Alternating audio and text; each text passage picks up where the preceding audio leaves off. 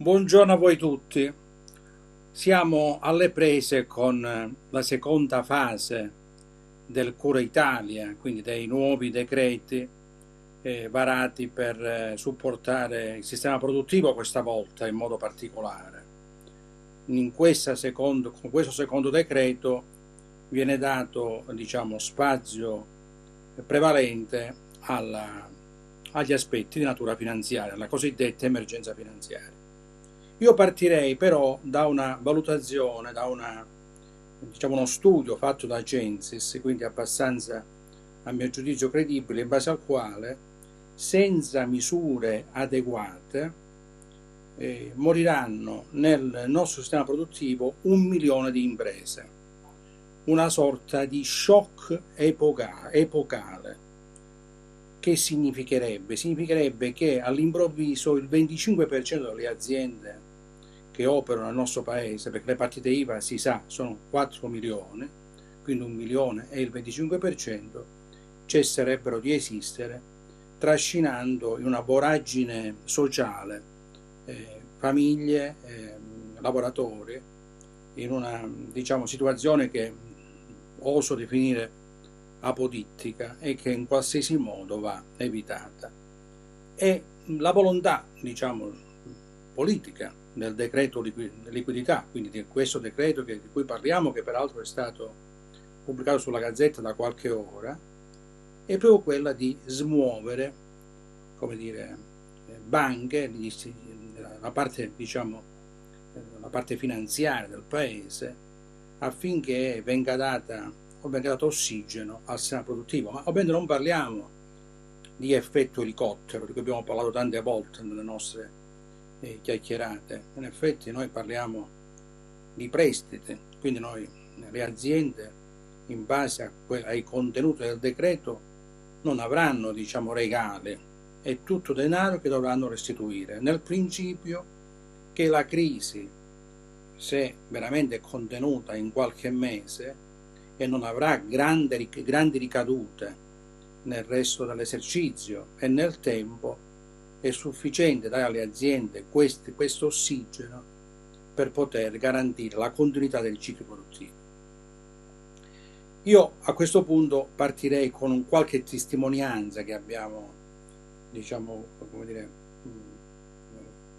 preso ieri, praticamente abbiamo condiviso ieri, alcune praticamente con una certa diversificazione anche delle problematiche e delle sensibilità che sono ovviamente in relazione a una crisi che non riguarda in modo massiccio tutti i settori economici, ma ne riguarda alcuni in modo prevalente, e rispetto alla quale dobbiamo capire che probabilmente per lunghi anni dovremo abituarci a una realtà e a un sistema di rapporti anche sociali diverso dall'attuale, perché, per parlare in modo anche abbastanza chiaro, fino a quando il vaccino non sarà testato e non entrerà la disponibilità del pianeta per l'umanità, la realtà sarà, la realtà di convivenza sarà decisamente diversa. Quindi chiedo alla regia di partire con la prima delle testimonianze che abbiamo messo in scaletta. Sono tre, a parer mio, le grandi questioni che l'emergenza lascia sul tappeto e che si trasformano in altrettante opportunità. Avremo un mercato nei prossimi mesi, chiamiamola fase 2 come ci pare, che sarà caratterizzato dal problema della distanza sociale e soprattutto da un problema di mobilità ridotta al livello di fattori della produzione.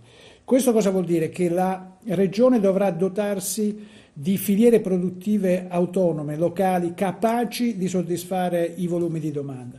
Quindi significa pensare calabrese, produrre Calabria, consumare Calabria, immaginare Calabria. Questo è il primo dei nostri obiettivi e onestamente è un'operazione anche abbastanza impegnativa sul piano dell'identità. La seconda grande questione, se c'è un requisito chiaro che appare da questa condizione, è la questione della digitalizzazione, che significa andare incontro a una stagione di Calabria digitale. Noi dobbiamo avere una grande agenda digitale regionale capace di condurci verso i problemi dell'innovazione e soprattutto del digitale.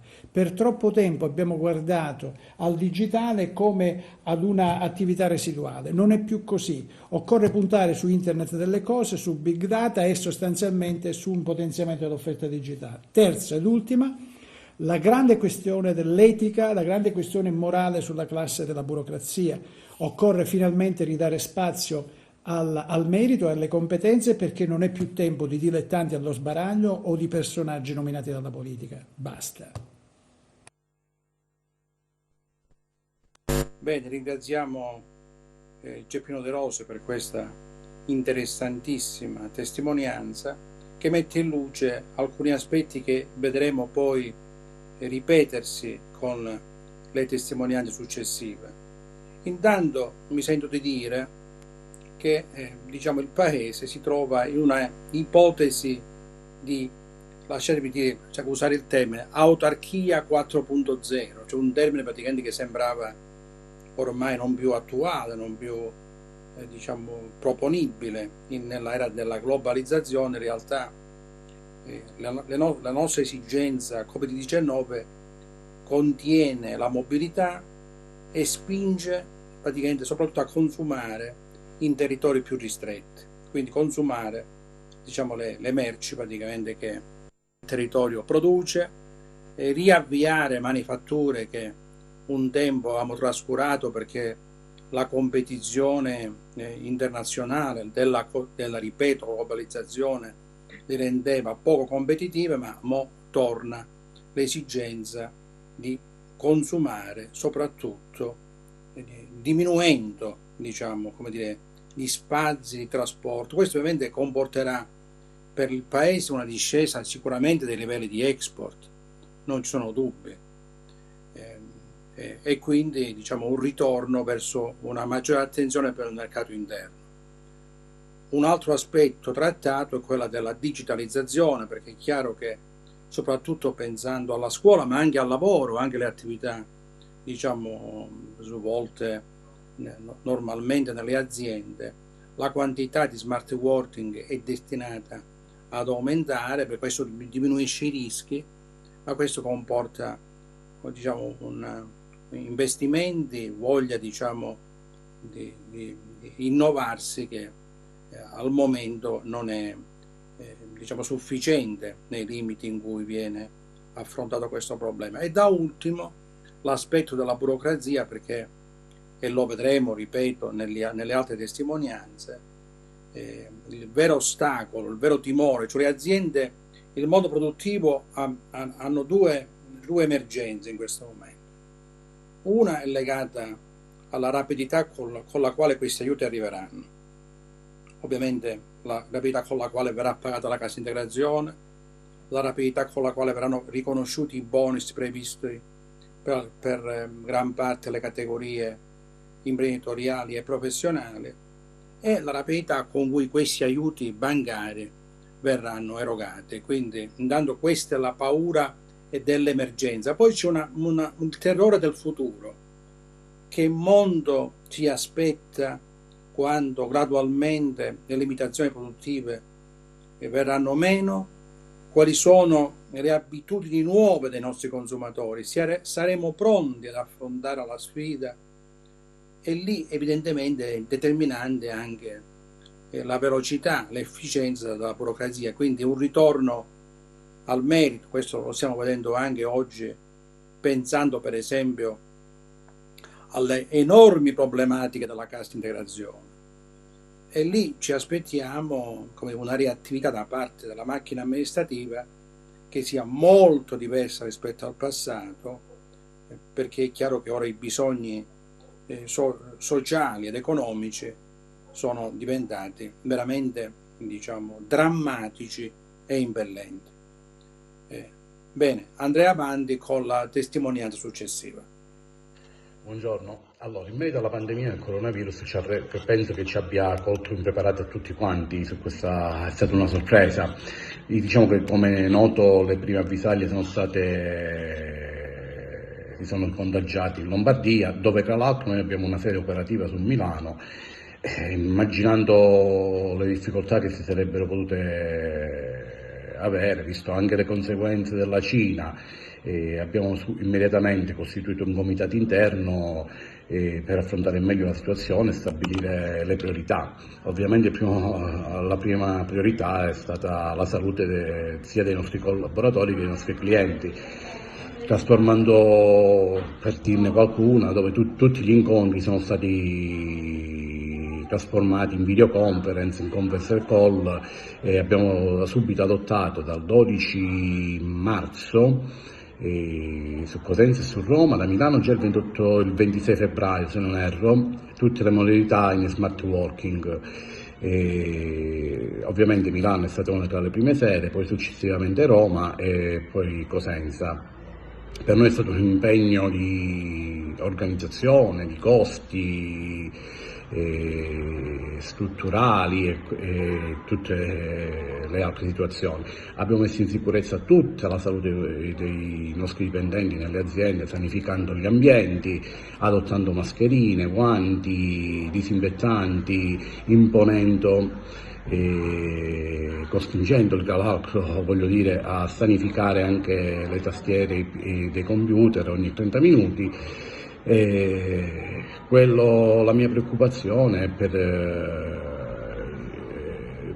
a breve, dove non sono convinto degli aiuti economici che avremo da parte dello Stato. Si fa facile parlare che le banche ti diano una mano con una garanzia, è vero, sì, potrebbero dare la garanzia dello Stato, ma i tempi, quali saranno i tempi che erogheranno questi finanziamenti? Speriamo che riusciamo ad uscirne il prima possibile. Vorrà dire che bisognerà rimborcarci le maniche, andare avanti, anche se sono convinto che chi riesce a durare in questo periodo ci sarà una grandissima risvolta economica, come fu nei tempi del dopoguerra, subito il dopoguerra. Bene, questa è una testimonianza di un imprenditore che si è già, diciamo, proiettato nel quello che sarà il futuro della nostra economia, che diciamo, la cui attività non era prevista tra quelle che dovevano, diciamo, nella prima fase sospendere la propria operatività, e che si è già posto il problema di come saranno gli ambienti di lavoro nella fase successiva. Peraltro un imprenditore che è anche impegnato nel settore della ristorazione, anche lì dovrà modificare in modo radicale, diciamo, il fenomeno della cosiddetta socialità e del cosiddetto assembramento, che ormai sono termini con i quali dobbiamo prendere confidenza. E poi c'è la preoccupazione condivisa, ampiamente condivisa, che è quella della tempestività e dell'efficienza dell'intervento del sistema bancario.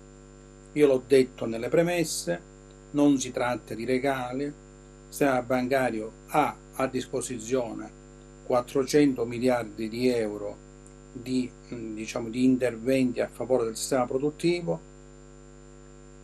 Di questi 200 sono pensati per la piccola e la piccolissima impresa, con un sistema di garanzie che prevede una primissima fascia, cioè fino a interventi pari a 25.000 euro o al 25% del volume d'affari, diciamo, delle due l'importo inferiore, quindi massimo 25, sempre che il giro d'affari sia almeno di 100.000 euro, con garanzie 100% totali. E questo ha indotto il mondo del lavoro autonomo alla convinzione che questi soldi verranno dati a chi ne ha diritto in modo veloce, con istruttorie molto semplificate, basate ampiamente sull'autocertificazione.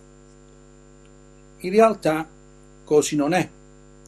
perché dobbiamo dividere la fase della garanzia dalla fase dell'istruttoria. Il sistema bancario ha chiarito, per noi è sempre credito, anche se c'è una garanzia noi dobbiamo dimostrare di dare questi soldi a soggetti che hanno il cosiddetto merito creditizio.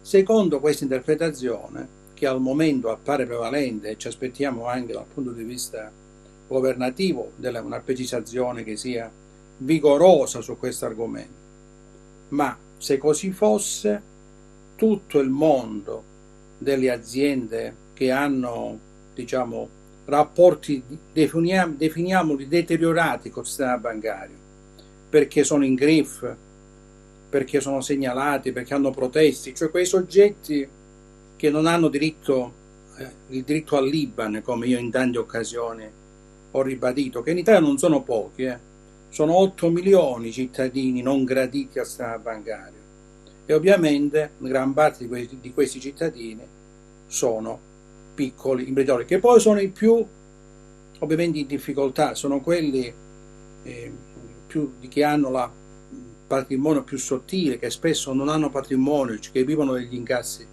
giornalieri, che oggi, possiamo dirlo, sono davvero quasi alla fame. Ebbene, se così fosse, questa prima fascia di aiuti, che era pensata un po' col sistema dell'elicottero, è destinata a fallire o comunque ad andare, diciamo, a una percentuale molto, molto più bassa delle previsioni.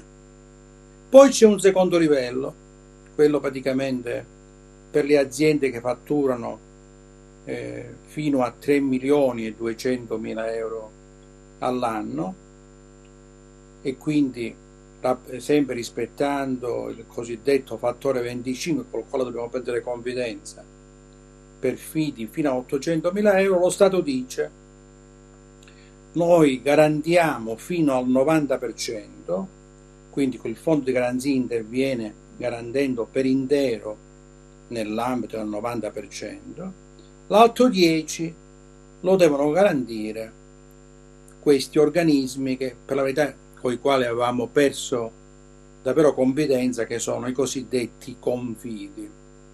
Confidi sono aziende creditizie, soggetti che operano nel mercato del credito, però non prestano denaro, prestano garanzie ai loro soci, perché normalmente sono organizzati sotto forma di società cooperative, diciamo, verso ovviamente delle commissioni,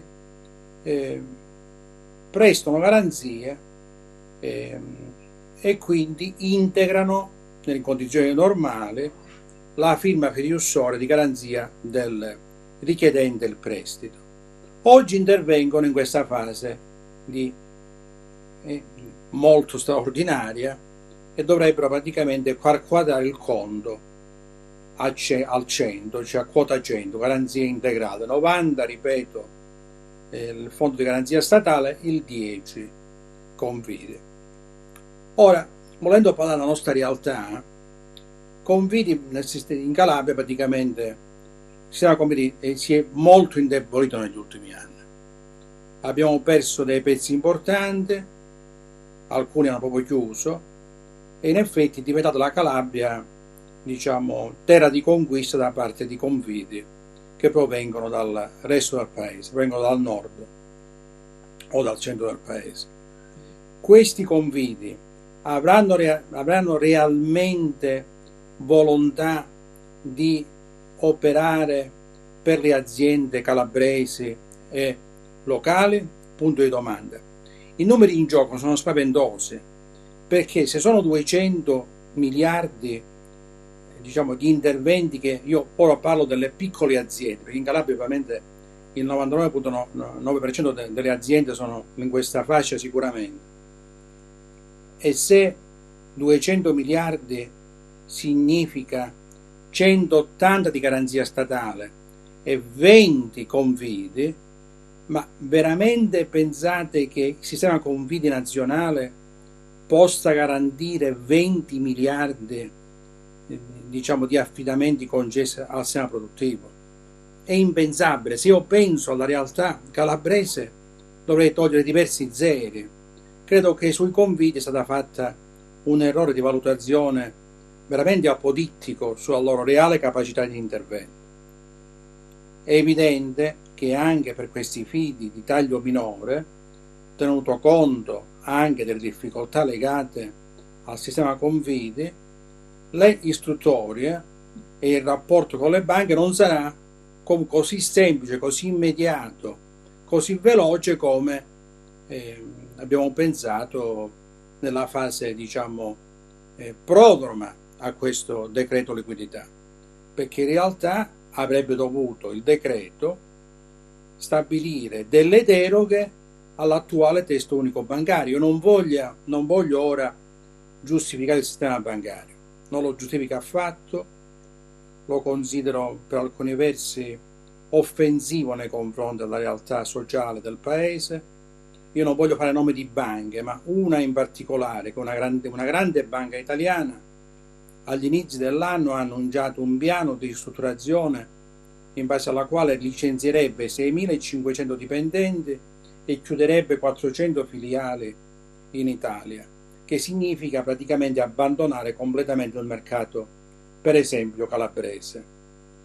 Ebbene, questa è una banca che ha chiuso nel 2019 un prebilancio con 1 miliardo di euro di utili, quindi fa denaro, ha una gran cassa, una banca che è stata salvata più volte dallo Stato italiano, no? Una banca per esempio salvata a suo tempo dal sistema IRE, quindi ha anche un debito non solo morale ma anche economico. Mi sarei aspettato dal direttore generale di questo istituto una dichiarazione in cui dice: questo piano di ristrutturazione è sospeso perché il Paese ha bisogno di certezze, di personale efficiente, motivato, e perché non vogliamo abbandonare l'Italia in un momento di difficoltà. Questa dichiarazione io non l'ho sentita e dovremo ora anche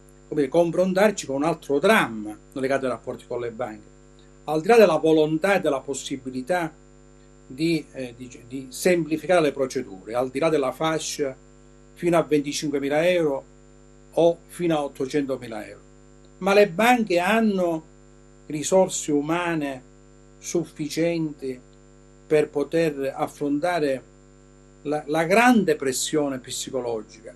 Del resto, ben inteso, quello che le aziende chiedono non sono dei regali, è denaro che verrà restituito e che serve nell'interesse delle banche stesse, perché è denaro che le aziende utilizzeranno soprattutto per pagare i propri debiti e quindi pagare fornitori, per esempio, che hanno a loro volta dei debiti con le banche. Quindi è denaro alla fine che non si fermerà in una cassa, ma che servirà per gestire i rapporti del ciclo economico nel loro complesso, e quindi è denaro che in gran parte poi tornerà esattamente da dove è venuto.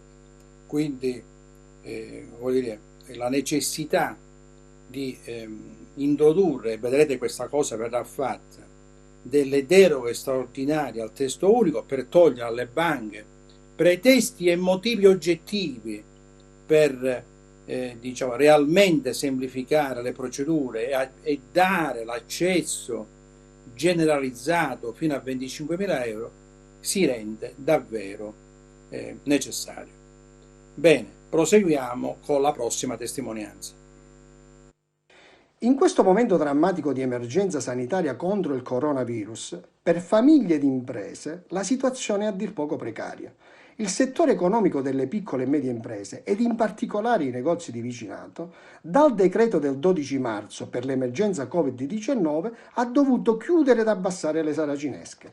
È rimasto aperto solo il settore food, che è rappresentato dalla maggioranza della grande distribuzione, e i generi di prima necessità. Il governo si è posta la seria questione della nostra sopravvivenza? Tutti a casa e senza lavoro, che è la nostra fonte di reddito.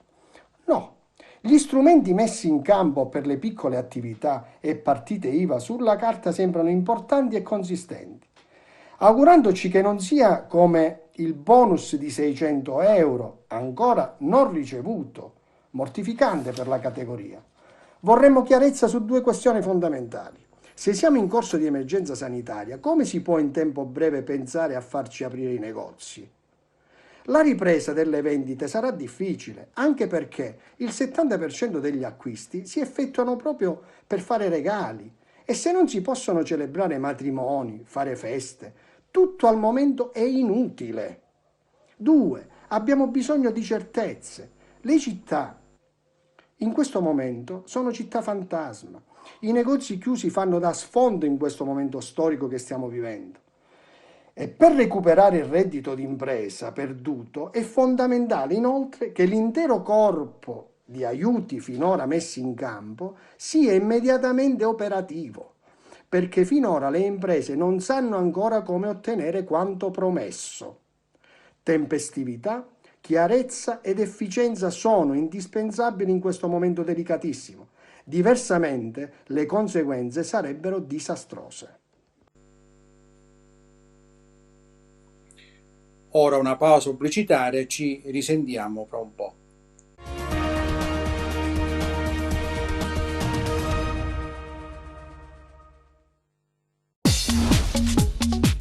Cerca Teleeuropa sul tuo Play Store o Apple Store e scarica la nostra app.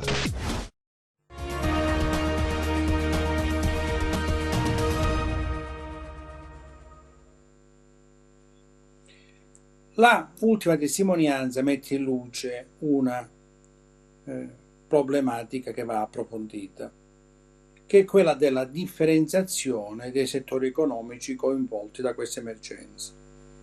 Sicuramente sappiamo che alcuni settori ne sono colpiti in misura minore, lo capiamo, tutta la filiera dei trasporti, tutta la filiera alimentare, sono settori, tutto il commercio di alcuni prodotti importanti, pensiamo a quelli petroliferi, anche se per alcuni aspetti i volumi poi si sono molto ridimensionati, per esempio in alcuni settori come il carburante si sono ridotti del 70%, una percentuale spaventosa. Ma ci sono altri settori che non solo sono completamente bloccati, pensiamo ovviamente all'abbigliamento piuttosto che agli articoli da regalo, da gioielleria, e potrei fare la lunga lista, ma per alcuni di essi le prospettive di ripresa sono davvero dense di interrogativi e di dubbi, perché se è vero che gli assembramenti, la socialità verrà ridotta, ciò significa che tutte le tradizioni legate ai ricevimenti, ai matrimoni, alle comunioni, alle lauree, sono tutti eventi che vengono semplicemente cancellati, azzerati. E cosa significa questo per dei settori che vivono proprio del regalo, no? Del regalo, dell'omaggio, significa non solo questo periodo di cessazione, di sospensione completa, ma sicuramente di un periodo di grandissime difficoltà per un futuro che non sarà un futuro breve, che sarà almeno un futuro di 12-18 mesi, perché peraltro si dice che se la situazione sanitaria non si aggrava e se le misure praticamente saranno adottate con una velocità che per la verità ancora non stiamo verificando, entro 2 anni il PIL del nostro paese dovrebbe tornare ai livelli pre-Covid. Ma ripeto, ci sono realtà settoriali fra loro molto differenziate e quello che manca oggi nelle strategie finanziarie è proprio quello legato a questa differenza che c'è fra un settore e l'altro. Quindi c'è da augurarsi che nella fase di conversione, di correzione e anche di nuovi decreti, nuove misure che sicuramente verranno assunte rispetto a questi settori, verranno adottate strategie più esaustive, più convincenti. Bene, andiamo avanti con le testimonianze. Le problematiche principali che questo particolare periodo ci ha portato è sostanzialmente, soprattutto per la categoria a cui appartengo, ovvero quella dei liberi professionisti, è un blocco delle nostre attività. E per blocco non intendo solo ed esclusivamente un blocco dei luoghi di lavoro dove noi operiamo, ma anche una paralisi dei procedimenti amministrativi e burocratici che vanno a riguardare le attività che anche abbiamo eseguito precedentemente. Questo comporta anche diciamo un arresto di quelli che sono i lavori che abbiamo eseguito in passato e di conseguenza anche un arresto dei flussi economici entranti ed uscenti dalla nostra attività. Allora, un giovane professionista fa a osservare un altro aspetto importante che è legato peraltro a un tema che abbiamo analizzato nella fase introduttiva. E da una parte sicuramente molte attività sono sospese, dall'altra però molti processi amministrativi che potevano benissimo in questo periodo essere svolti, portando a compimento dal punto di vista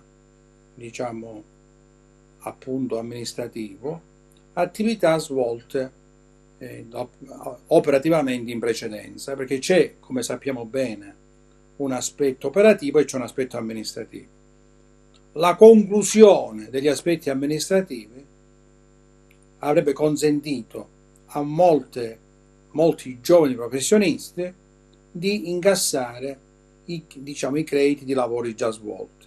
In questo la burocrazia non sta dando la risposta che ci aspettavamo, a prescindere ora delle difficoltà legate al lavoro in smart, ma sicuramente quella del rapporto con tutto l'apparato amministrativo, tutto l'apparato che un tempo si definiva cartaceo, ma che dovrebbe essere presto digitale, segna il ritardo pesantissimo che ha in questo paese e che sicuramente è una delle emergenze che dovremo affrontare nella fase post-Covid, e non tanto in termini di medio termine, ma in termini a questo punto di scadenza bruciante.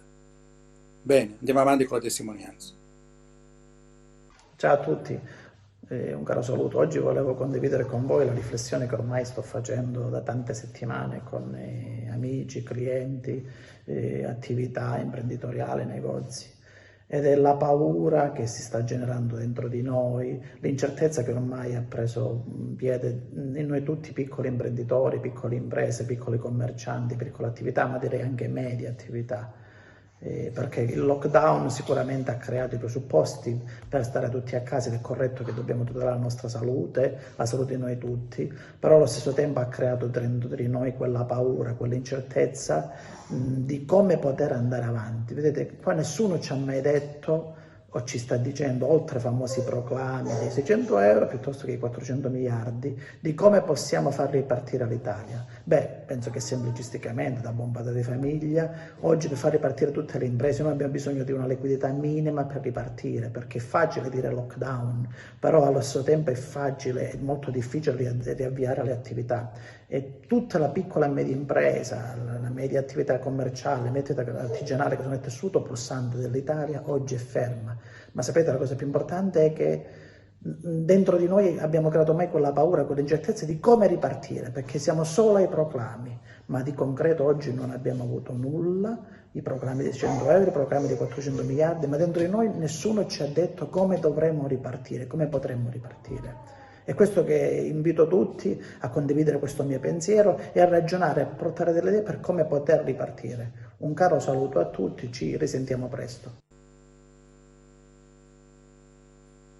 Ecco, viene ribadita in questa ultima testimonianza una delle paure principali, cioè l'imprenditore imprenditoriale non è impressionato dalla necessità di imboccarsi le maniche diciamo, del dover indebitarsi, perché sia chiaro, è bene ribadirlo una volta per tutte, il sistema bancario non ci regalerà nulla, il fondo di garanzia non ci regalerà nulla, sta soltanto cercando di eliminare un ostacolo di natura di firma indiretta, giusto appunto di garanzia, ma le aziende dovranno restituire questi soldi, pare che verranno restituite in 72 mesi con 2 anni di preammortamento, quindi in modo sicuramente comodo, ma dovranno restituirli con i dovuti interessi. Quindi le aziende sanno che non è un regalo e che dovranno farsi loro carico di questa enorme emergenza economica. Però hanno il terrore di quello che sarà dopo. Troveremo una realtà così nuova che metterà le nostre aziende, per esempio, in una situazione di difficoltà irreversibile. Il grande timore in questo momento, le grandi pressioni che sta facendo il sistema produttivo per velocizzare la fase 2 e la fase 3 è legato a una realtà. Vedete, in Cina da stamattina sono ricomparsi a Wuhan, cioè l'epicentro, diciamo, del Covid a livello planetario, sono tornati, diciamo, le file, le congestioni del traffico, è tornata la vita produttiva soprattutto. Il timore è che nel frattempo che noi teniamo giustamente i cancelli chiusi, le sale cinesche abbassate, quote di mercato verranno sottratte da altri soggetti economici, siamo un mercato competitivo. E non parlo soltanto di export, la cui partecipazione ovviamente nella nostra realtà diciamo, territoriale non è sicuramente importante, ma io mi riferisco anche a forme di commercializzazione anche alternativa, perché vedete in queste settimane Amazon ha continuato a consegnare di tutto, non solo i beni diciamo, di prima necessità, ma anche i beni voluttuari. Ha consegnato profumi, ha consegnato abbigliamento, tutto ciò praticamente che normalmente, giustamente, la rete commerciale tradizionale non ha potuto fare, perché semplicemente ha dovuto rispettare l'obbligo di chiusura. Il terrore è quello diciamo, di rimetterci in gioco trovando magari un mercato cambiato, un mercato rispetto al quale le nostre aziende potrebbero non essere più competitive. E questo fa parte di quello shock epocale che il Censis aveva in qualche modo prospettato nella sua analisi, che in tutti i modi va evitato. Bene, andiamo avanti con la testimonianza. Buongiorno, sono Massimiliano Scarpelli, lavoratore autonomo, una delle tante partite IVA bistrattate e non realmente tutelate e sostenute dal nostro governo. Chi come me si trova a dover lavorare con gli enti pubblici, con l'espandersi del Covid-19 si è trovato impossibilitato a raggiungere i vari enti, in virtù del fatto che molti di questi erano chiusi con accessi negati ai non residenti, precludendoci ogni possibilità di lavorare. Come primo intervento da parte di questo governo ci saremmo aspettati lo sblocco del pagamento dei debiti della pubblica amministrazione e così facendo non avremmo avuto più bisogno di pseudo aiuti a dir poco mortificanti come il bonus da 600 euro o ancor peggio quella che oggi ci vogliono propinare come una potenza di fuoco, per dirla alla Conte, ma che in realtà altro non è che un prestito che si andrà a sommare al carico dei debiti che già molte aziende hanno. E che, considerando i mancati incassi di marzo ed aprile e le conseguenze che tutto questo produrrà, si prevede tutt'altro che uno scenario roseo. Speriamo che lo Stato capisca tutto ciò e che possa trovare le giuste correttive.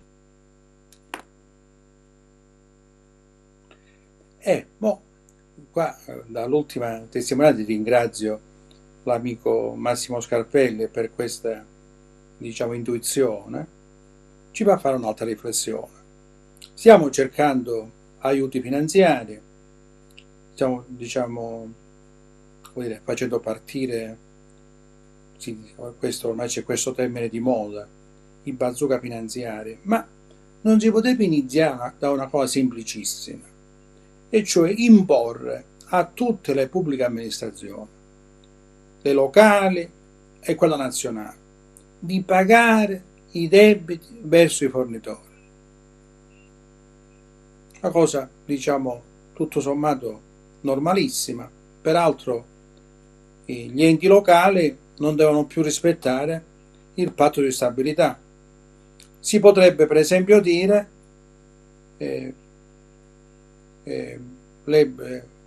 chiudano i debiti con i propri fornitori, li saldino, agendo sulle anticipazioni di tesoreria e garantendo ovviamente lo Stato, il sistema bancario, la Cassa Depositi e Prestiti in particolare, diciamo, le eccedenze di utilizzo nelle anticipazioni messe in questo modo a disposizione degli enti locali. È come dire, un discorso legato a una partita di giro, no? Nel senso, praticamente tu paghi un debito che comunque prima o dopo devi pagare, e si potrebbe iniziare da questo. E vi posso dire praticamente che la cifra in gioco viene valutata tra gli 80 e i 100 miliardi di euro. E questo consentirebbe alle aziende di non indebitarsi. Quindi è tutta pressione che verrebbe ridotta nei confronti del sistema bancario in un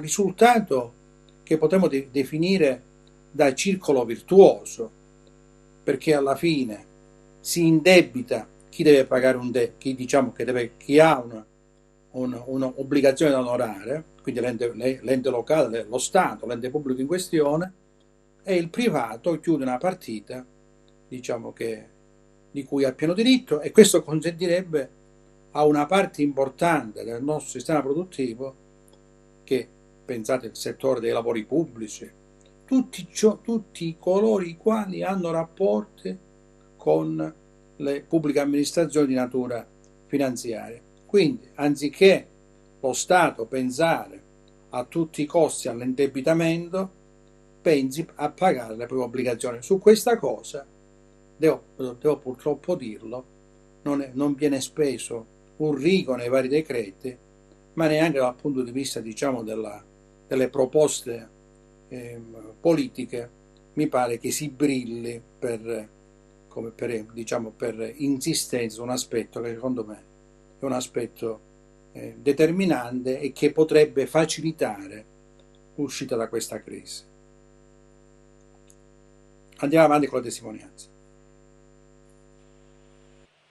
Buongiorno cari amici, volevo esprimervi un mio pensiero. Sono un piccolo imprenditore del comune di Lenta e mi sembra di vivere un film, circondato da molti spot pubblicitari. Il primo spot: italiani non preoccupatevi, partite IVA non preoccupatevi, vi daremo 600 euro mensile, nemmeno un euro abbiamo visto. Secondo spot: agli operai, lo stipendio di marzo vi sarà pagato da noi con la cassa integrazione. Stamattina mi hanno chiamato i miei dipendenti che sono preoccupati perché ancora non hanno visto un euro. Terzo spot, il più bello: italiani non vi preoccupate, vi daremo 400 miliardi di euro. Non ci hanno dato proprio niente. Ci hanno obbligato, costretto a fare un altro debito per i prossimi 10 anni per far fronte a questa situazione. Dunque non sono i soldi loro, sono i nostri soldi che ci andiamo a impegnare per i prossimi 10 anni con le rispettive banche. Quale aiuto ci hanno dato? Nessuno. Fino ad oggi non abbiamo visto un euro. Grazie Stato italiano. Bene, e anche qui viene fuori diciamo, il dramma sui tempi, sull'efficienza amministrativa. Sono stati annunciati una serie di misure che fanno parte del Cura Italia del 18 marzo, quindi a questo punto anche abbastanza datato, che prevedeva cassa integrazione generalizzata e che prevedeva dei bonus, seppur modesti, per alcuni aspetti pure direi anche offensivi per i commercianti artigiani iscritti alle gestioni AGO presso l'INPS, diciamo questo una tantum di 600 euro, che pare verrà prorogata e anche incrementata, però al momento in questo decreto di liquidità non si parla di questo incremento e di questo allungamento della provvidenza. Lì è evidente che c'è un cortocircuito ancora una volta in natura amministrativa, nel senso che non ci siamo, il sistema diciamo pubblico, il sistema amministrativo non si è trovato pronto, insomma, non si è trovata pronta l'INPS a ricevere le domande, non sono trovate pronte anche a loro volta le varie casse di previdenza che hanno previsto interventi diciamo analoghi. Non si è trovata pronta tutta la macchina della cassa integrazione, e non voglio annoiarvi su tecnicismi, ma è stata una cosa, diciamo, come dire, un'odissea, no? Che ancora non si è conclusa. C'è un aspetto, per esempio, legato agli enti bilaterali del settore artigiano, dove c'è proprio uno scontro ora fra gli enti bilaterali e lo Stato, laddove viene diciamo chiesta un obbligo di contribuzione alle aziende che non è nella norma, e quindi diciamo è veramente uno scontro diciamo titanico legato alla grande emergenza. Il sistema non si è diciamo dimostrato pronto, e a questo punto, siccome il mese di marzo è trascorso e siamo alla vigilia ora delle festività pasquali, seppur nella mestizia che li caratterizzerà, e diciamo né i commercianti hanno avuto questo piccolo bonus, ma soprattutto i loro dipendenti non hanno avuto la cassa integrazione. È vero che hanno stabilito che le banche potrebbero anticipare queste dazioni direttamente ai lavoratori, ma non basta la presentazione della domanda, bisogna dimostrare che la cassa sia stata accordata, che è una fase successiva rispetto alla quale siamo in grande ritardo. Quindi qua ci sono a questo punto decine di milioni di famiglie che è da ormai un mese che non hanno entrata. Questo ovviamente rende molto diciamo il contrasto sociale fra dipendenti dello Stato, dipendenti dalle grandi aziende, dipendenti dalle banche e tutto il resto del mondo, che è fatto da piccoli imprenditori, dei loro dipendenti, quindi in questa enorme frattura sociale rispetto alla quale bisogna agire con ben altra accortezza, velocità ed efficienza. Andiamo alla prossima, che credo che sia l'ultima testimonianza. Esercitare la professione di avvocato ai tempi del coronavirus, essendo madre di una bambina di 4 anni, un po' un effetto boomerang: quando tutti sembrano aver ritrovato del tempo, l'avvocato madre quello stesso tempo dovrà repentinamente ridistribuirlo e riorganizzarlo.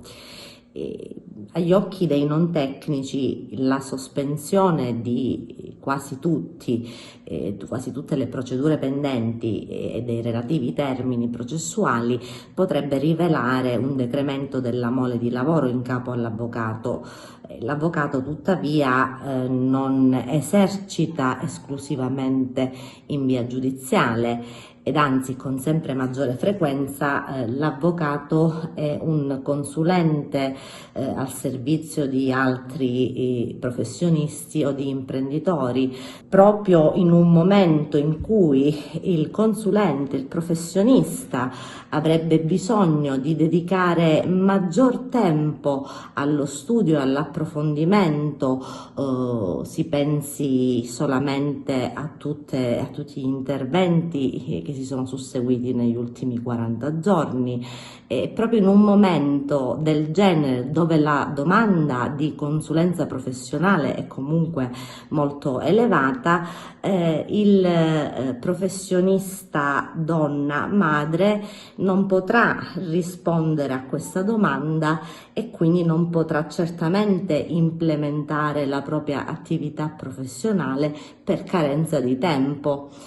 Dunque la tutela delle madri professioniste, più in generale di tutte quelle madri lavoratrici con partita IVA, non solo è inadeguata nell'immediato e nel breve termine a garantire il concreto sostentamento di alcune fasce professionali più deboli, ma pare oltremodo ingiusta se osservata sul lungo periodo. E questo è un altro, diciamo, dramma umano che ha, diciamo, delle ricadute anche economiche. E, diciamo, possiamo sintetizzarlo in due aspetti. Il cambio di una, diciamo, un'attività come quella forense, quella, diciamo, legata al mondo del tribunale, dove evidentemente il divieto di assembramento, il divieto di socializzazione stravolge il tipo di attività svolta da una parte importante del mondo dei professionisti, giusto appunto nel mondo degli avvocati. Quindi la necessità di cambiare pelle, di adeguarsi a un sistema nuovo che prevede diciamo, il ricorso sempre più frequente a forme smart, ma questo ovviamente non è semplice, non è indolore, presuppone un cambio di pelle del professionista, ma soprattutto della struttura giudiziaria amministrativa che assiste il mondo dei tribunali. Ecco la necessità anche di far evolvere questa professione verso altre prospettive. E poi, non da ultimo, assolutamente, il dramma, diciamo, di una donna che è anche mamma, oltre che avvocato, che si trova praticamente in questo momento in gravi difficoltà perché tutto il mondo dell'assistenza ai ragazzi, all'infanzia, ai ragazzi, all'adolescente si è fermato perché c'è un divieto obiettivo.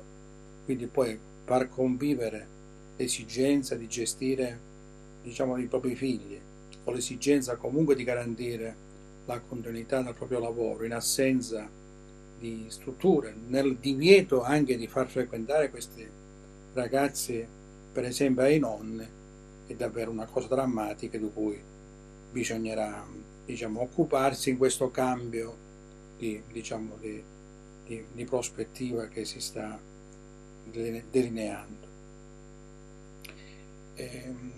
Come dicevo praticamente all'inizio, mi piace questa cosa ribadirla, siamo di fronte a una svolta epocale, cambieranno le abitudini, cambieranno i rapporti economici, ci troveremo sicuramente in una società globalmente impoverita. Alcuni dati recentissimi parlano, diciamo, di un arretramento di 10 anni nella lotta contro la fame del mondo e di 30 anni in alcune zone, diciamo, africane, come per esempio la fascia cosiddetta subsahariana.